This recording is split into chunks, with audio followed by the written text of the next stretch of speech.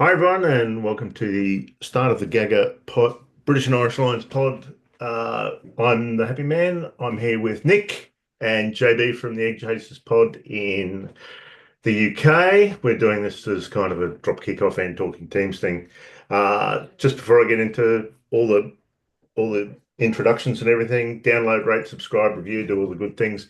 Get down to your local rugby club, buy a beer, become a member. It makes the world go round. Uh, Welcome to JB. He's from the Eggchasers pod and the Economics pod. Probably my two favourite rugby pods in the world. So having having a good time with that. I particularly like his work with Mark Evans from the Drua. Mark's obviously been a bit busy lately with the Drua tanking quite badly. So you haven't knocked one out, mate. And we've got Nick Vasiliev, who's the new marketing pigeon at RA for us. So welcome, Nick. Welcome, boys. How are we going? Very well, thank you. First of all, great to be back with you guys. I feel like I've been part of the green and gold ecosystem for maybe a decade now when I first encountered this podcast. So phenomenal. We did a podcast for the Lions last time round. Oh no, we did the first Eddie Jones tour podcast for first time round. So yeah, it's just great to be back. Yeah, absolutely. Yeah, Nick, how you going, man? I'm very good. It's nice to be the third favorite podcaster on the show this evening. But it's no, oh, it does feel like a bit of a trip down memory lane. We were just talking about it beforehand that last time I was here, I think JB, you might have been on the tube, and we were doing a podcast while you were on the tube, so you could hear all the ambience in the background. Um, Yeah, yeah. which takes me back to my producer days, Mm. going like, how am I going to cut this together? But no, it's exciting. Lions time. How good. How good? How good? There's my stash for the got the cap on the weekend. So Looks nice. So can I kick this off? yes, I'll mate. kick this off with a quick question. Are you boys excited to have the Lions? So, we always make a big deal out of it over here. I'm a little bit skeptical of the Lions, but I'm always interested to know, what does the host country think?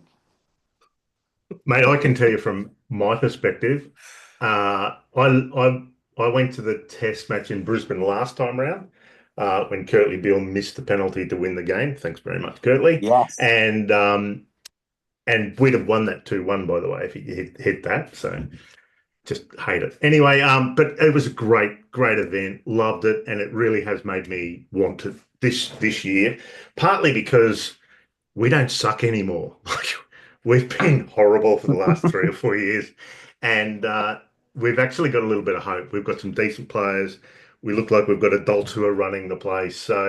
Um, so yeah, I'm really fired up for it. I'm really looking forward to it. It's going to be fantastic. You, See, Nick? I'm not. I'm slightly more skeptical, which maybe it's because I've been a cynical bastard for the last couple of years. But it's Hmm. while I still think that if you were to, if this series was to start tomorrow, I mean, I would still say the Lions would be favourites. How do I feel about the series as a whole? I mean, what an opportunity. You have the four countries from the home nations coming to your doorstep. It's in terms of the pure spectacle, the rugby fan in me is like, there is nothing like this, nothing else like this, which really makes it Mm. something quite special. But it only goes so far as if your team is competitive. And Yeah. and we haven't really had a concrete answer to that. I mean, after 2023, I don't think I've ever seen Australian rugby in such a depressed, down, disappointed state. But in a weird way, and this is going to quote a former Australian Prime Minister, it was the low that we kind of had to have, in my opinion, because if we had coasted on Eddie Jones and made it to the quarterfinals, he realistically would still be here. And I think Mm. there was a point where we kind of had to have a low like that. We had to be knocked out of the pool stages because it came to a collective realization from all parties involved that, hey, if we don't do something about this, if we don't actually band together, this is not going to get better from an Australian perspective. And the last 18 months, I think, has really seen a increase in collaboration off the field, an improvement on the field, and I think that has really already started to come through in that end of season tour. I mean, the talent has always been there for me from a player perspective, but it's whether those players themselves can believe that they're actually got a chance of winning the thing. I think there is confidence there and belief, which makes this series much more exciting. Yeah, it's a really interesting point, this. Okay, so I was thinking about why am I not that excited about the Lion series this time around? There's a couple of reasons. But one of the reasons was, against South Africa, we kind of knew what we were up against. You know, the biggest pack in the world, the most formidable pack in the world, a rugby nation that takes no prisoners. Like, we just knew what it was. Australia is not clear what it is because what makes Australia so dangerous is it is home to the world's greatest rugby players. We just don't know if they're playing union at this time. So you don't, I mean, you've got this amazing ability just to regenerate from nothing because all the talent's there. It just decides, you know, which contractor they decide to pick up. And you also don't have specialists in the same way. So it's hard to know what it's like trying to nail down jelly because you could actually have a team of these phenomenal players that do a little bit of everything, and you don't know what that team identity is until you play it. And I think we've seen that. We probably saw that when they beat England at Twickenham. England had no idea what to expect because the Australia, I don't think they're particularly good at anything, but they're very good at everything. Yeah. Yeah. A lot of our players grow up playing multiple positions, so it makes Yeah. them quite valuable to you guys. You know, you get a Callaway when he went over, or any of the players who are over there now, like even Sam Scott Young at Northampton. You know, I've watched the games he's played. He has played 4, 5, 6, 7, and 8 Yeah. in at various times. Same as Josh Kemeny. I look at Yeah, those two boys, exactly. I think, what, are they sixes? Are they sevens? Are they eights? Like they Mm, get through a ton of work. They're very good players, but what exactly am I looking at? yeah, yeah. And Yeah. Eddie Jones was the first to say, I think, about Kemeny that he could play on the wing. Probably. Mm, Hell of an mm, athlete. He would yeah, dream about it, wouldn't he? Just to the chance to get out there and suddenly have open space in front of him. But I think there is an element of truth to that.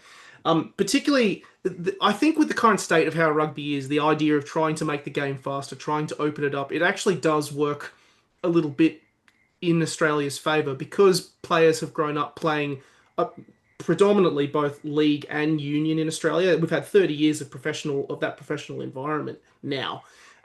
There's actually elements of the game of rugby union trying to get faster that I think lends itself to those players who've played a faster game in league. But Mm. at the end of the day, you're also trying to get as many of these players locked down as possible, which it means that you've got to be. It's one of the most competitive sporting environments in the world, which can affect how many players turn up in Australian rugby and how they go at events like this. Which is why I'm really, really interested to see when the Wallaby squad comes out, because on that point that you're kind of not as excited about this series, this squad really interests me. I'm really, really mm, interested in how this line squad stacks up. I did listen to Tim's comments. Initially his kind of thoughts on this idea of Andy going for like talent over system a little bit, and Hmm. I'm curious about that because immediately my first thoughts were particularly off the back of the spring tour. This would be a very Scotland and Ireland dominated side, and it is to an extent, but it's the actual players, if you look at them on paper, they're really, really good. But I'm curious as to where the systems are and the adaptability and kind of they're a very adaptable squad. They're a talented squad. But where does the system kind of lie there is the first thought that kind of came Yeah. to my head. So I don't agree with Tim that it's talent over system. I think it's necessity, really. And I think to look at why this squad exists, you've got to go back to the South Africa tour. So I think the South Africa tour is important because they were playing a very seasoned team, a much older team. So if you look at the average age of South Africans, yeah, they are very old. And I think yeah, that lends itself to big physical men in the forwards. And I think that's what the Lions did. I think they tried to match that. And therefore, their age profile was very old. Likes of Alwyn Jones, for example, Courtney Laws. So we've got this team, which was probably a little bit too old for, well, not too old, but they were in the older age range. And also, you got to remember, international rugby had basically shut down because of COVID. Like you weren't getting the new guys through, so you had a lot of establishment figures who went on the Lions tour, and then they all suddenly retired.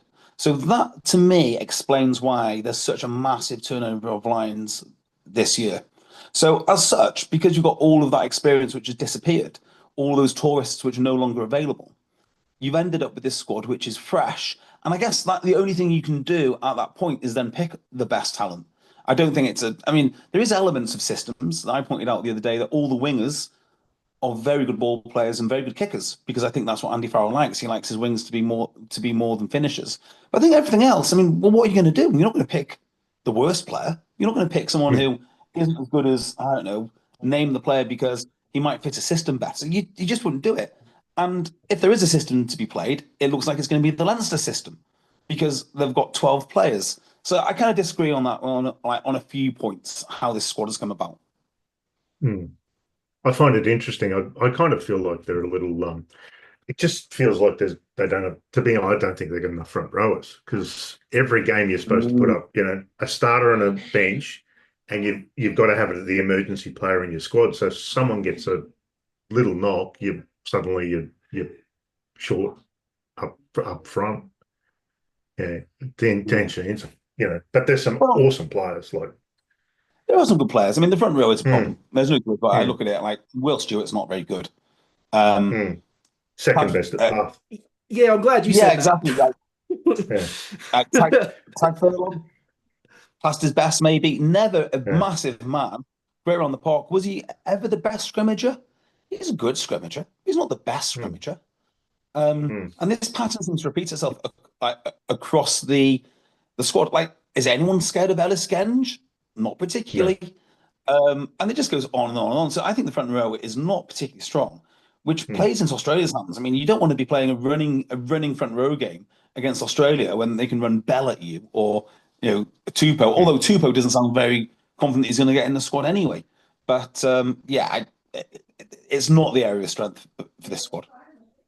And who's going to play six? You're the man in the know. I kind of look at it and go, I just thought they'd pick a really big pack and beat the shit out of us, and it doesn't feel that big even in the locks and the back row. I don't know. I thought they'd pick with no Caelan Doris. I thought they'd have some horrible number 8 like a Talupi Faletau on his last legs, or Billy Faletau might come into it. Apparently. Yeah. So apparently Faletau is they're just seeing if he can get over injury, and that would make sense. In terms of six, I don't think there's many lads more physical really than Tom Curry.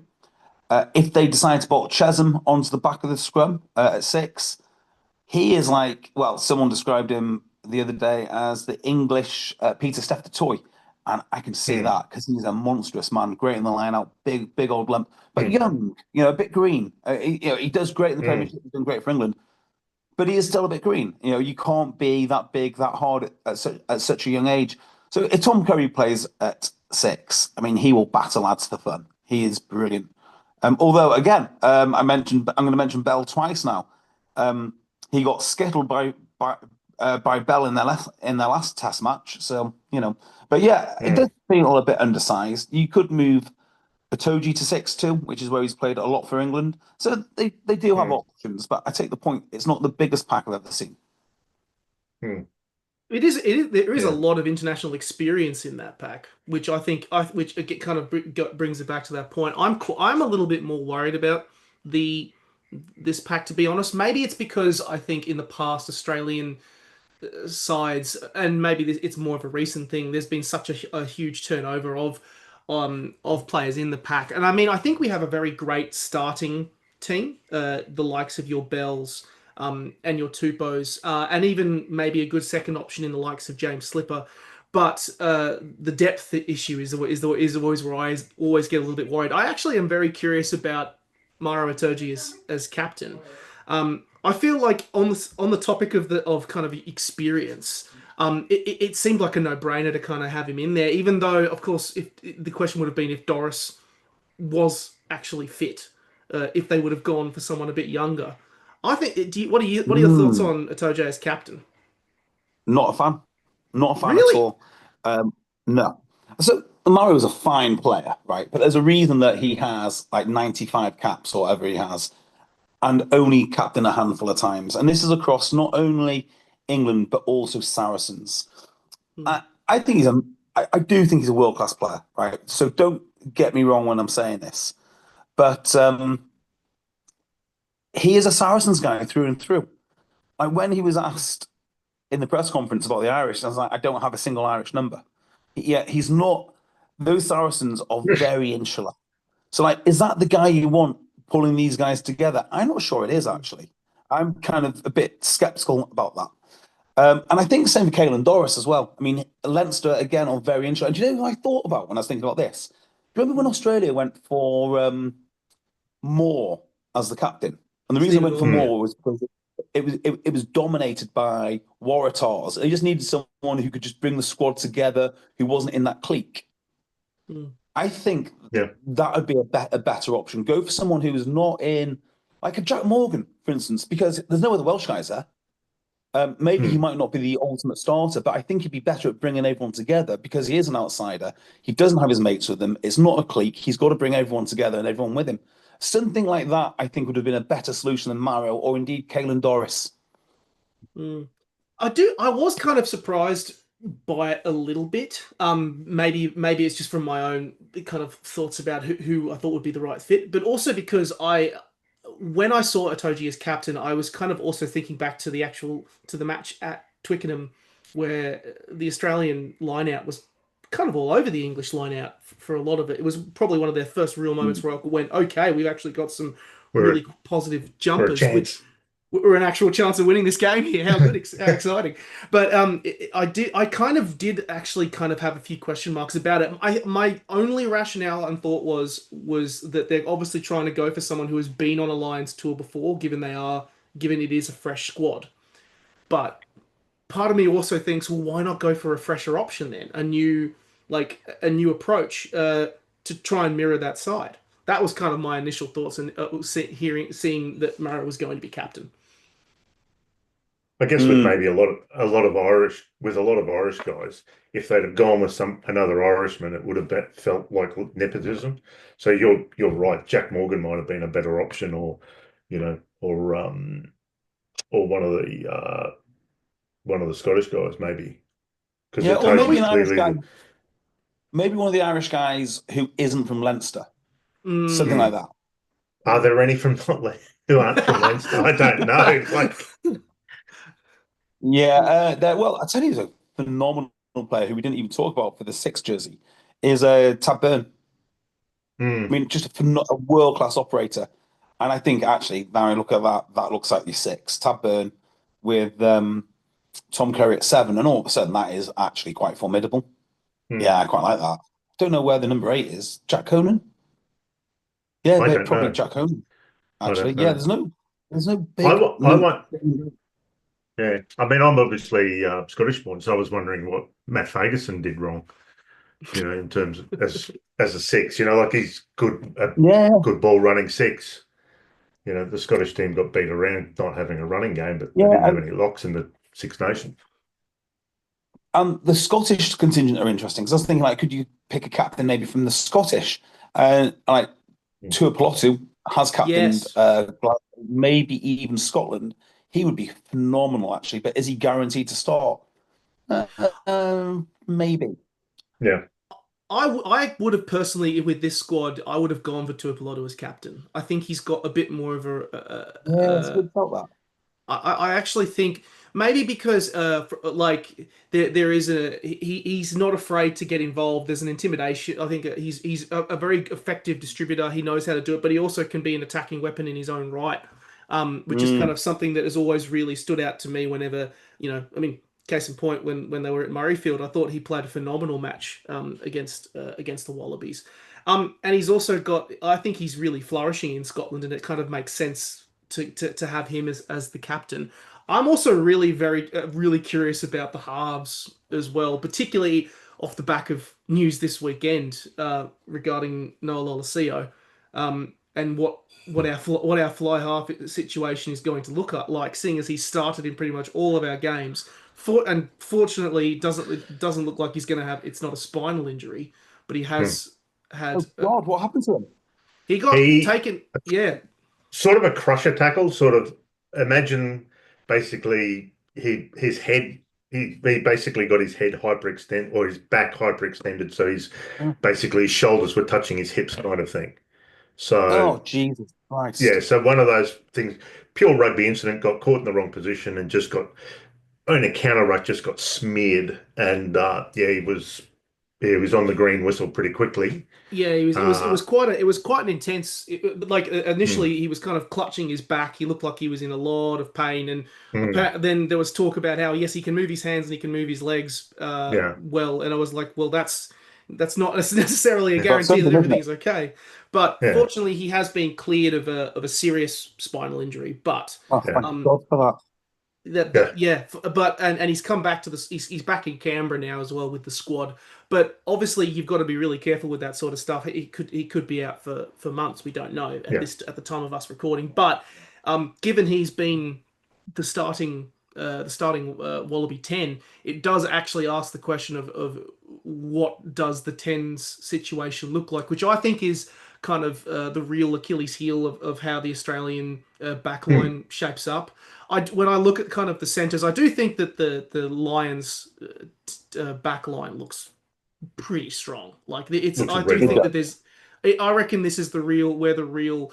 Uh, uh, I'm really excited by the contest here. I think Tuipulotu again is a great player. Bandiaki has been great. Hugh Jones is great. Ringrose is great, and up against the likes of Ikitau, who I think is really growing as a player and showing himself as a fantastic running, smashing, but also effective distributor in the centres.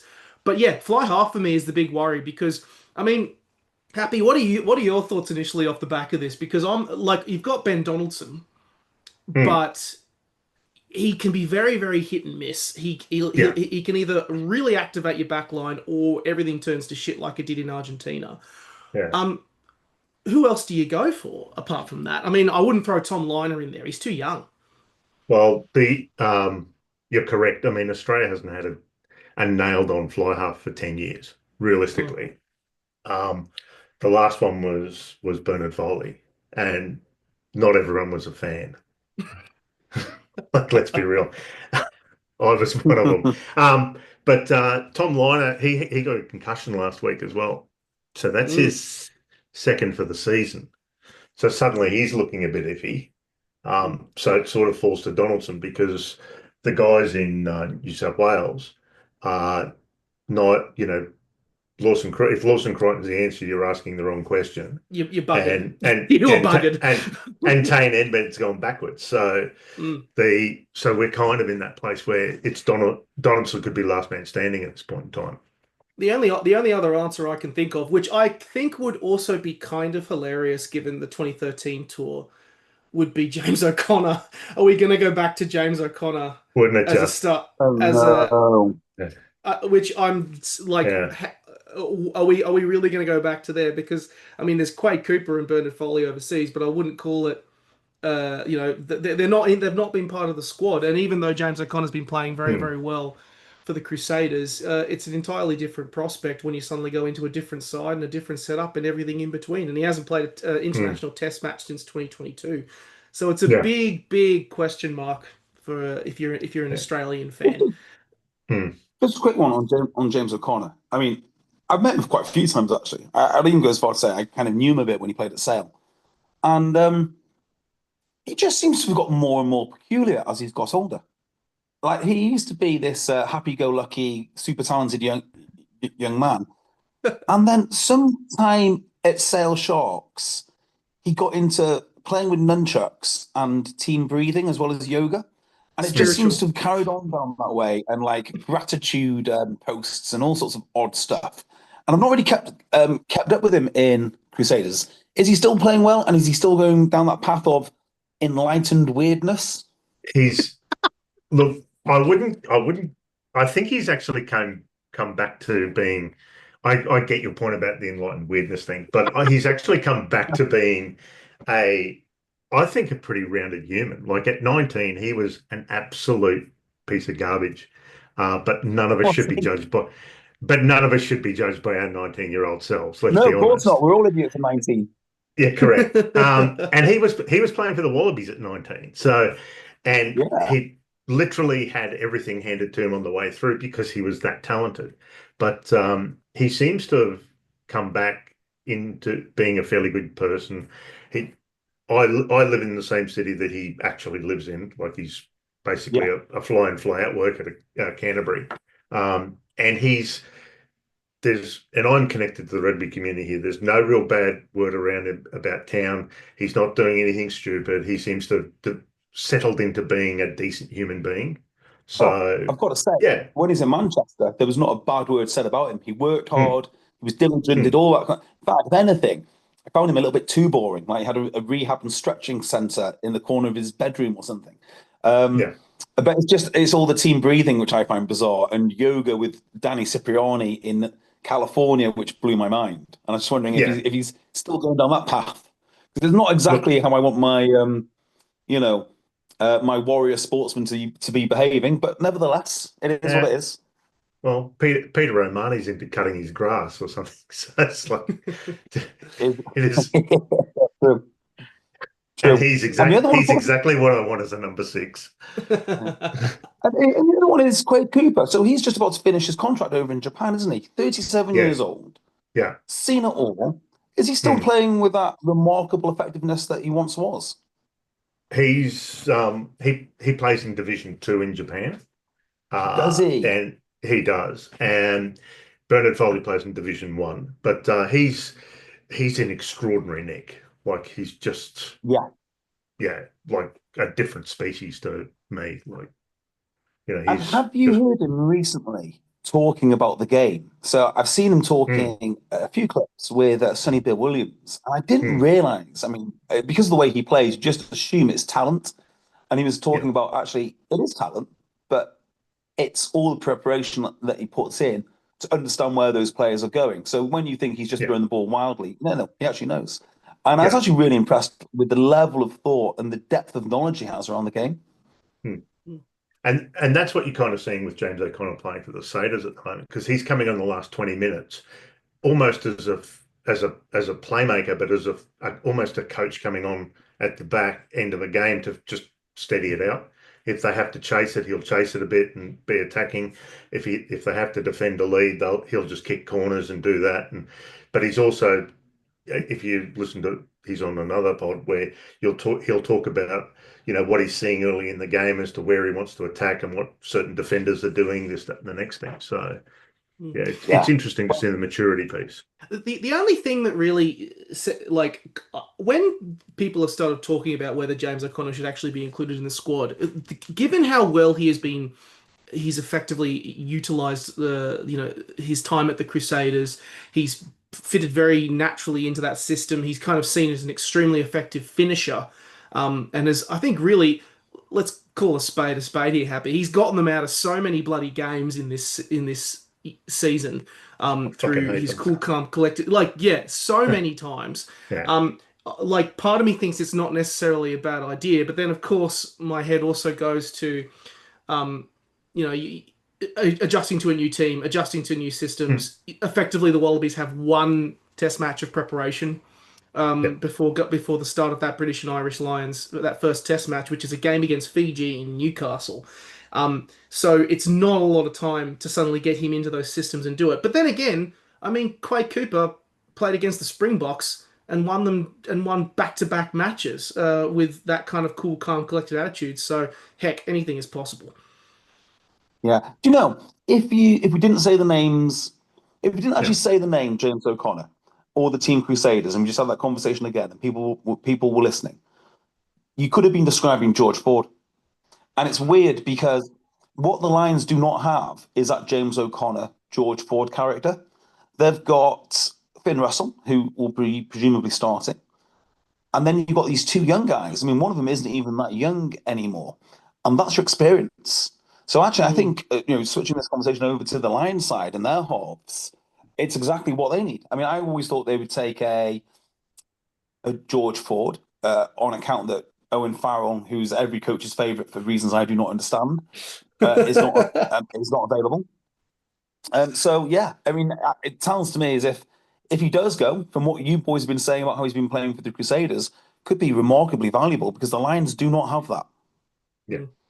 Do you think Owen Farrell should have been picked? I'm just going to throw it out here now No. because there's been a whole nepotism chat on this side of things, and I'm like, he's done. He's finished and done and dusted in my head. I just don't get the Owen Farrell thing. I mean, sometimes I toe the line and say, yeah, he's a world-class player because everyone else says it. But I really don't get it. I mean, he's just a bigger version, a bigger, more angry version of Dan Bigger, really. And Dan Bigger went out there and won tight games. And there again, you can't argue with his trophy collection. I just don't know if Owen Farrell was a product of the Saracens system and happened to fit into certain systems really well, or if he was actually really good. I just can't tell you. I can't tell you. So who knows? And having been injured this year, he Yeah. hasn't been able to put a body of work up that you can go, oh, he is actually that good. Yeah, because you want to see guys, don't you, who are challenged. So, look at Jameson Gibson Park. That's a classic. This guy's going to be the best scrum half on the planet, or second best, or something like that. And he's very good. But have we ever seen him under pressure? Well, yes, we have. And he loses games to Northampton, and in World Cup quarterfinals, and in URC finals. And basically every semi-final he's ever been part of, he's lost. So, like, is that really the best scrum half in the world? Or is that just the best looking scrum half behind a massive pack when they're beating Zebre by 70 points? So you don't really know. And it's the same with Owen Farrell in a way. He's always played for Saracens. Like, it would be good to see him play at, I don't know, Gloucester or somewhere. And when he has gone somewhere else, Racing, he's not been fit, but he's also not been very impressive. So to me, I just need to, I'll tell you the other guy I think of, and this is really controversial, Sam Warburton. I mean, at least Sam Warburton played in some rubbish Wales teams, but we never saw him do anything at club level. Like, was he really that great? The Welsh, I know Squidge Rugby would take issue with that sort of comment, which would be hilarious to hear him say that. I'm just now thinking, what will Christmas lunch be like in the Farrell household? Given the off the back of him not getting picked at all. It's a funny old one, but I do think it was the right decision to leave Owen out and keep him out of there.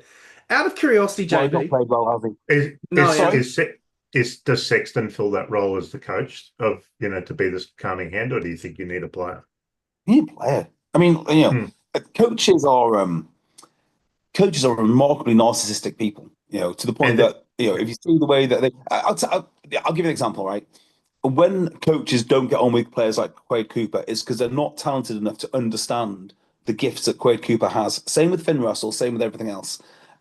The best coaches are the ones that can step away and let the players thrive and be themselves. And the worst coaches are the ones that say, right, this is my system and you must play it. Doesn't matter how talented you are, I will pick accordingly.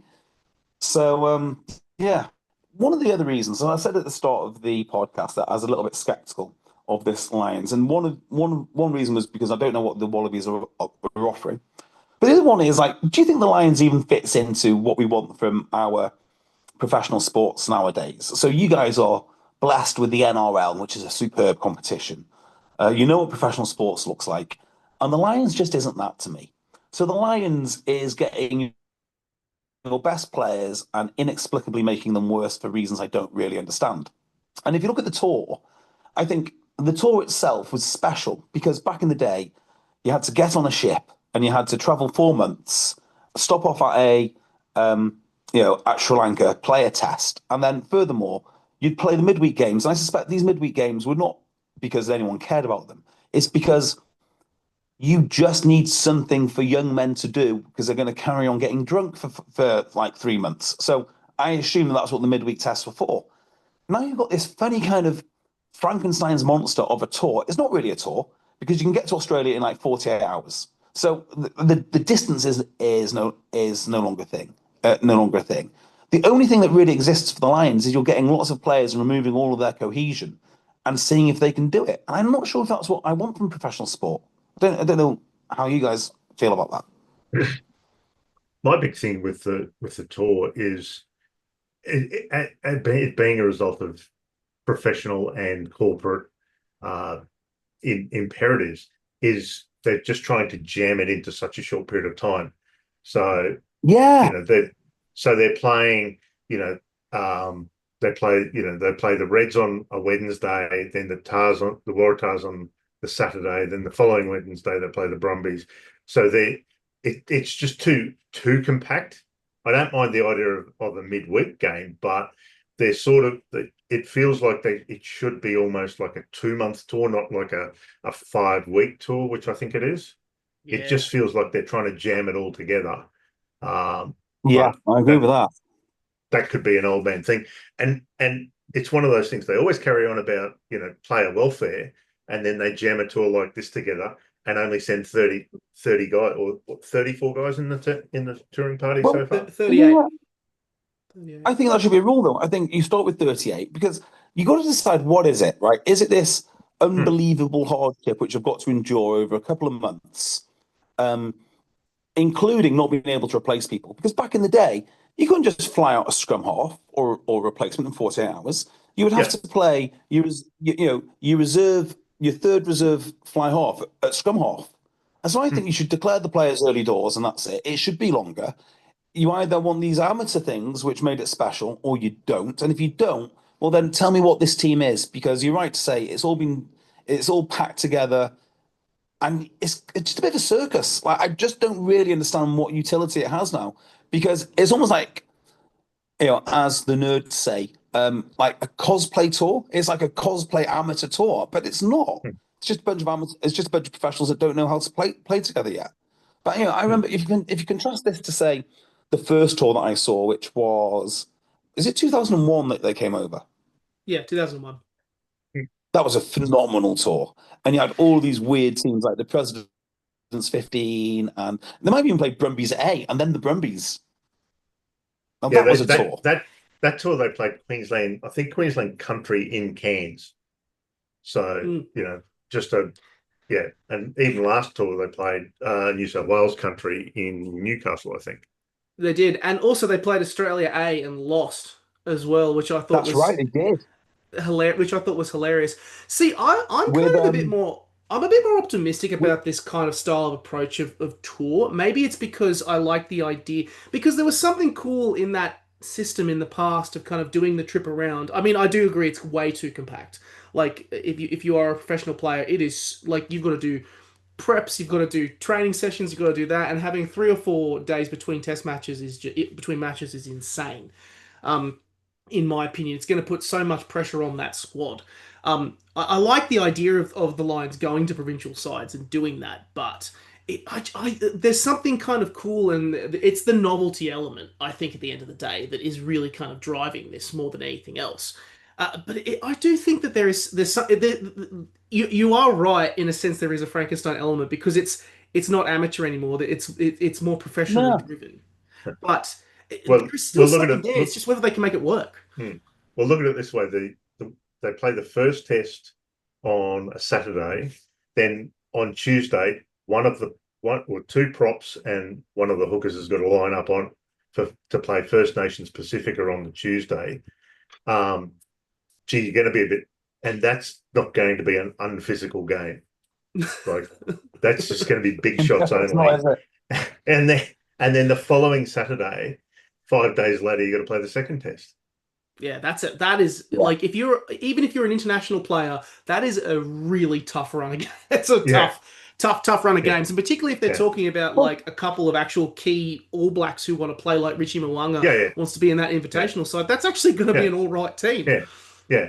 Richie Mwanga wants to play. Artie Severe wants to play. I mean, we say it's a big ask for professional players. I'll go one further. It's a massive ask. We say professional, like they should be able to cope with it better. Quite the opposite. I mean, these guys, just from a mental standpoint, the idea of playing. So when you speak to players in the Premiership, I don't know how you guys structure Super Rugby, but we play Friday, Saturday, Sunday. There'll be a range of games. And lo and behold, if you happen to play Sunday and a Friday, it's like the world is ending for them. Like, we can't have that kind of turnaround. To which I say, you professional players grow up. But for them, anything less than like a 5 or 7 day gap, it just does not compute. So I think it'll be hell of a test for them because they go through all their processes. As you know, professional players are very superstitious. They like their routine. Like I think it'll be a real tough ask because actually the professionalism is not, you know, it's not an upside. It's actually to their detriment. Yeah, yeah. And look, the big, as I said, the biggest difference between the European and the Super Rugby.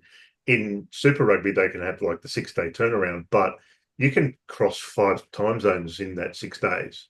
Yeah, You've actually got like a full day of travel to get from. If you're the Western Force, for example, they're 3 hours west, 3 hours, 2 hours west of the East Coast in terms of time zones. And then to go to Fiji is another two hours, and I think New Zealand's 3 or 2. So it's all those time zones just changing on a 6 day turnaround is very difficult and does knock you around.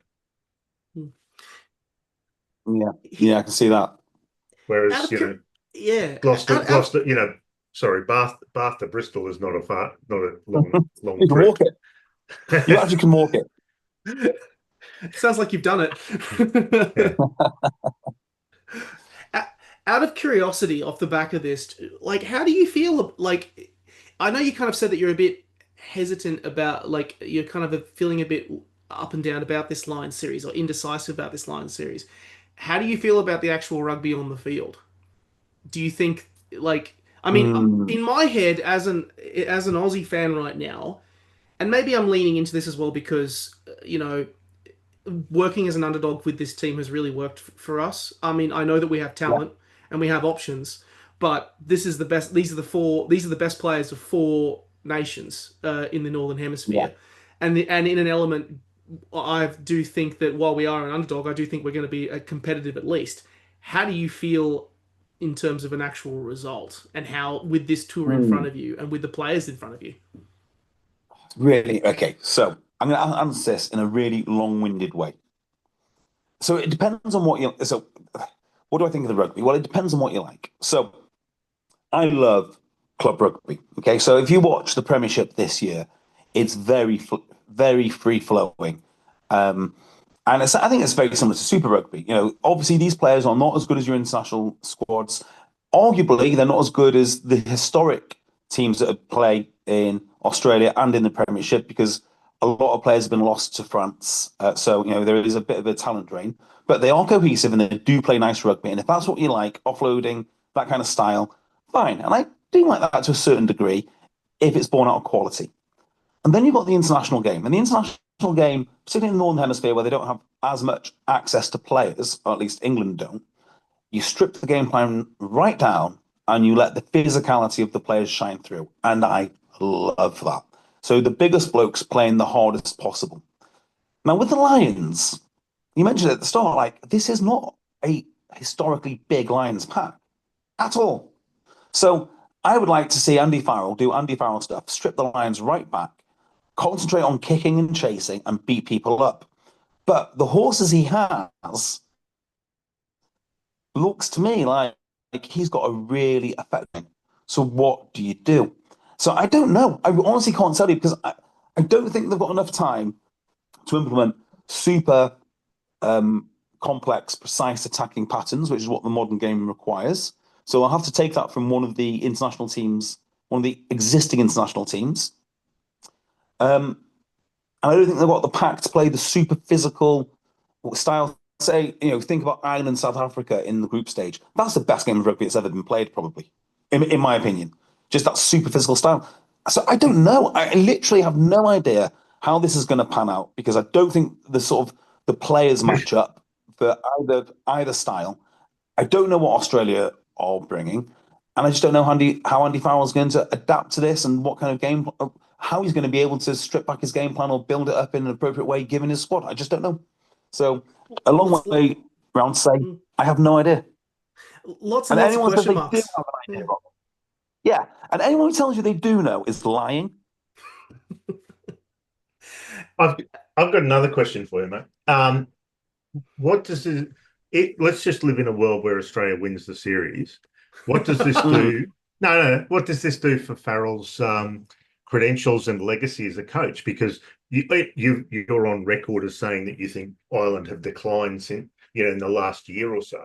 You can mount an argument that he got Ireland at their peak and has had them for 2 or 3 years, which has been a legacy team.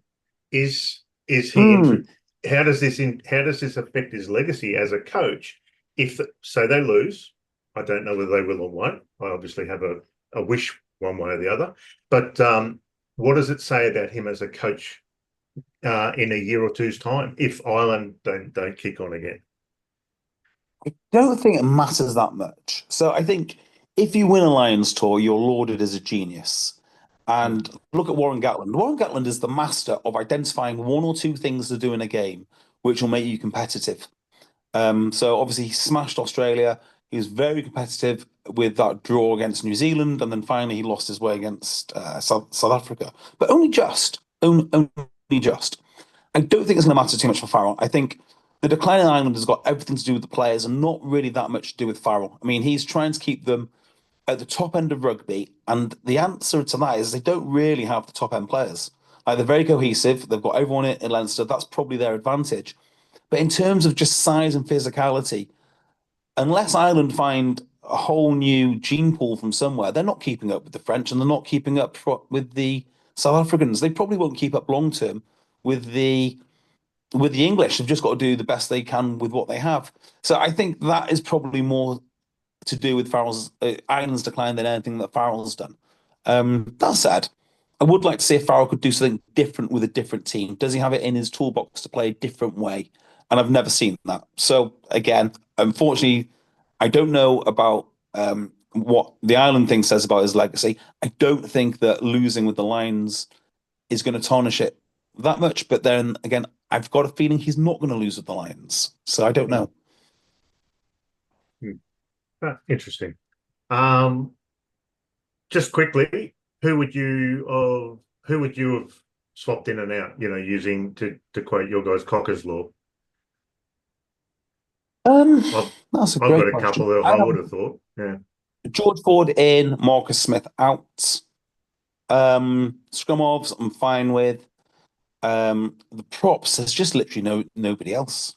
Nicky Smith, I'd have taken Nicky Smith for one of the loose heads. Any one of them can go. Genge can go. Genge can absolutely go. Second rows, I could do with a bit more heft, but again, like, who is there? George Martin's a fine player.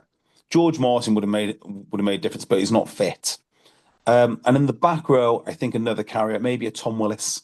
Do you really need Ben Earl? He's a great player. Van der Fleer or Ben Earl could go. Yeah.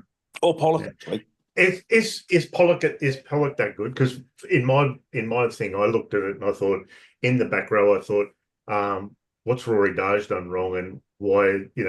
To me, it feels, listening to stuff on this side of the world, that all the English guys are just gassing up Henry Pollock to be this good. Is he this good, or is he just having a hot season and he's getting the benefit of being English, for want of a better word? Well, I've got to be careful here, right? Because I don't want to be seen to be contrarian for no reason. But I've liked Henry Pollock from the first second I saw him. I've been talking about him for a long time because he's just so aggressive, and that's the number one you want. The number one thing you want from your back row is aggression. I mean, it's a prerequisite almost, and he is super aggressive. But then he's got all these other things. Now, there are a few knocks on him. There is kind of some speculation that maybe he's 20. He's not the finished product. Yeah, but there again, we've got to be careful about this because Australia do this an awful lot. In fact, all teams do it, which is like they think of development on a linear path, which is, well, if he's this good now at 20, what will he be at 25? And the answer is he could be still exactly the same player. He might go downhill. We just assume that they always go up. So he might. I mean, I assume he will improve in some way. But the knock on him is that he might not be doing the hard work, and that is left to somebody else, which is why he's able to maraud around the field, score. I think the joint most tries in European competition. He's had a great season. I think it's. I think there's two things going on here. I think the press needs something to write about, and they're not very inventive, and they don't think very deeply about rugby. So therefore, they just come up with this trash. But also, I'm not sure that it's particularly useful to be judging Pollock right now as, is he the best thing ever? He's just a very good player. We should appreciate him for the season he's had, I think. Yeah, I'd agree with that. I think, I mean, he is extremely talented. I think there's been a lot of, I think Tim even made the comparison between him and a little bit in terms of vibe and excitement going into it. If you've got Pollock on the Lions side, you've got Suolihi on our side. Yeah, he did say that, actually. And everyone forgets. I reckon, like Suoli, he is an extremely talented athlete and a great player, no doubt. But he's still very very young in his career. Yeah. And it's yes, he played very very well against England. But he has had a couple of knocks. He has had a couple of challenges. He has been shown up a couple of times. And he's still very, very early on into his series. I think, of course, it is all the talk and the hype. And of course, with Suolihi coming over from State of Origin and NRL, that his profile is enormous here, which is a major factor as well. But it is an interesting one, and it is an interesting perspective to examine in terms of just like the narratives that are actually going to come out of this series. Because you are right in one thing here, is that while I do in kind of the headspace that I've kind of come to with this series following the Lions squad announcement, it is that I did think that it was going to be a 2-1 series win to the Lions kind of coming into it.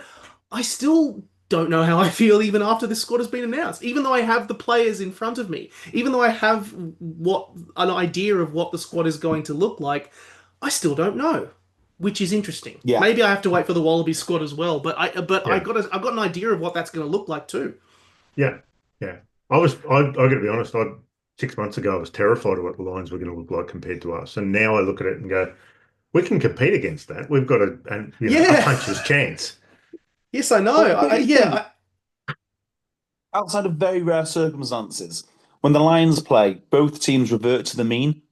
So no matter how good you are, you either play up or you'll play down to the Lions and vice versa. The Lions very rarely run away with a test match. I mean, they do sometimes. Australia being the last time, actually, third test. But usually both teams cancel each other out. Nerves, occasion, the lack of cohesion within the Lions. It just, there's lots of things going on. Oh, yeah.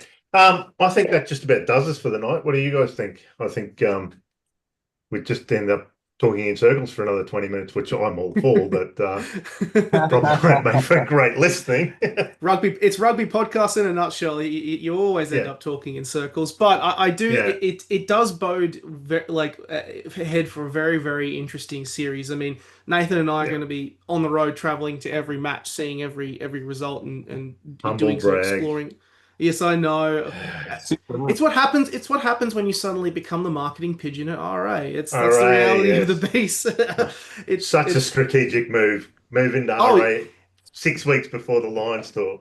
The green and gold rugby takeover of RA continues, my friend. It always does. It's the alumni, but it does bode well for such an interesting series ahead. And JB, will you be coming out, or are you going to be having to get up early in the morning and watch all the matches? I've had some really interesting offers to come out, but motivating me to get on a plane to go to Australia. I mean, I know that sounds like a real first world problem, but I don't think that I will be.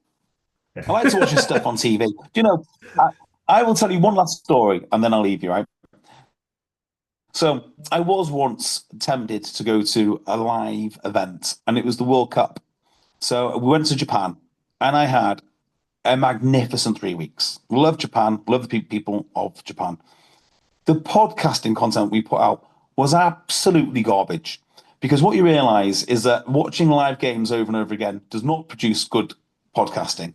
And neither does the consumption of alcohol when you're away from the family for 3 weeks. So those two things combined, it would be a lot of money, and the content would be terrible. So for that reason, I'm out. Well, all I can tell you is they are with the thing with Australian fans is we're quite reserved, and when the Lions fans come out, they're so loud and we actually. No, they're on holiday though. Yeah, exactly. But we actually race to that level. So normally an Australian crowd is very reserved and sort of sits like it's probably a little bit negative. Like we're a um, little Yeah, we're bit. cynical bastards. We're Yeah, we're so just cynical cynical. pricks. Yeah. So- So when the lines are out and they're so into it and the chanting and everything, we actually get it. We get up for that as well. So that's why I'm really looking forward to the tour because It will be um, good. when It'll be a brilliant spectacle. yeah, I'll tell you a quick story. Last time that they were out, I was at dinner before the test match with some mates, and there were some Lions supporters in the next table, and I knew the restaurateur, and I said, mate, can you make me a shot glass with, I don't care what's in it, but the shot glass has got to have a green and gold liqueur in it, and give it to those guys. Love it. And they loved it. Yeah, so it was cool. It was good chat. Yeah, it's brilliant. I absolutely love all that stuff. Yeah, I think being there will be phenomenal. It just won't make for good podcasting. Mm. And it's 24 hours to get here. That'll be our problem to deal with. Exactly. Well, that was a chat with the inimitable JB and Nick and myself. So, once again, everyone, thanks very much for your support. Download, rate, subscribe, review, do all the good things. We've got a big smorgasbord of events coming out via the Drop Kickoff and Talking Teams, instant reaction pods, previews for every game. So, if you get on board, we certainly appreciate the support. If we've earn a tick and all those sorts of things, that'd be great. And bye for now. See you, Nick. See ya. It's gonna be a long, long series, mate. Loving it.